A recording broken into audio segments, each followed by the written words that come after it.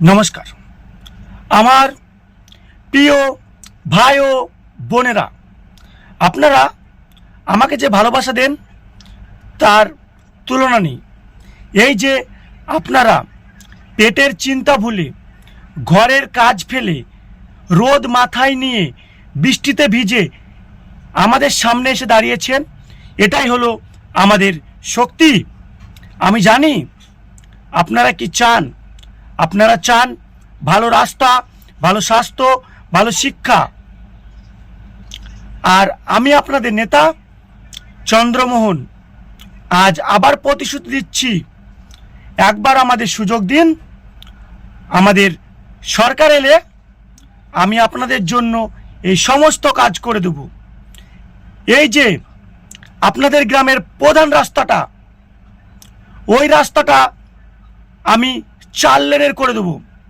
সেটা শুধু সিমেন্ট দিয়ে নয়, এয়ারপোর্টের মতো মসৃণ হয়ে যাবে। আর এই এলাকার প্রত্যেক পরিবার থেকে কমপক্ষে একজন যুবক যুবতী সরকারি চাকরি করার সুযোগ দেব। আর গ্রামের স্বাস্থ্যকেন্দ্রে আধুনিক মেশিন আসবে, আর সেখানে থাকবে 24 ঘন্টা বড় বড় ডাক্তার।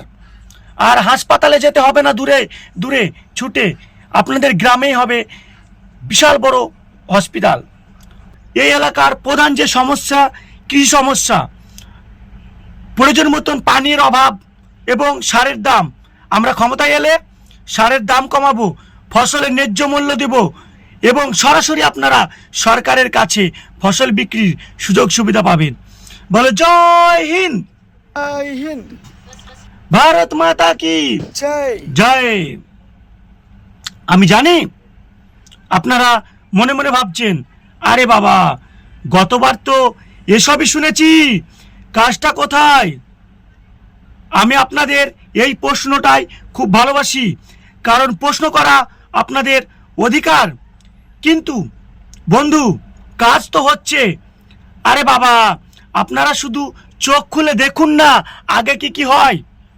এই যে রাস্তাঘাট ভাঙা, কিন্তু কি জানেন এই রাস্তাঘাটের টেন্ডার অনেক আগেই পাস হয়েছে, ঠিকাদারও টাকা পেয়ে গেছে। তবে এখন তো বর্ষা চলছে, বর্ষায় কি আর রাস্তা হয়?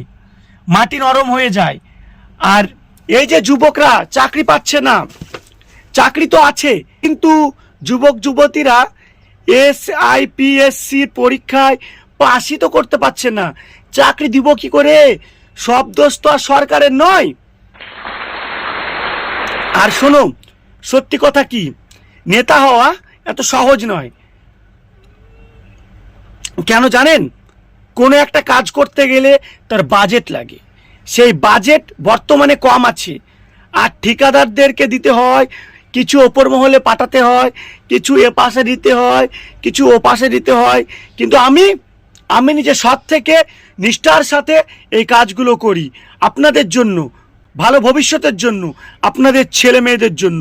তাই পরের বারের ভোটটা আমাদেরকেই দিবেন।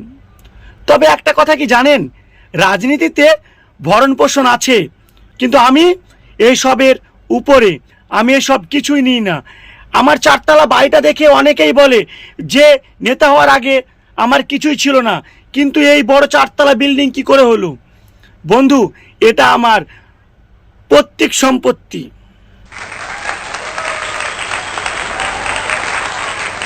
আমি সারা রাত দেশের উন্নতির জন্য জেগে থাকি, রাতে ঘুমাই না।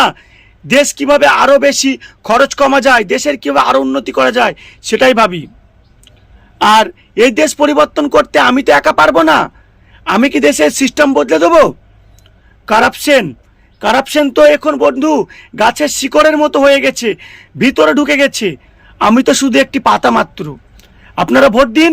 আমি বলছি, এই যে আশেপাশের ছোট ছোট কাজগুলো, আপনাদের সমস্ত সমস্যা আমি সমাধান করব।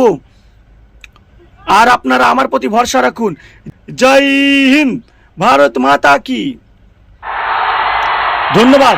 আমাকে ভুলবেন না, মনে রাখবেন, আগের মতন ভরসা রাখবেন আর ভোটটি এই চিহ্নেই দেবেন।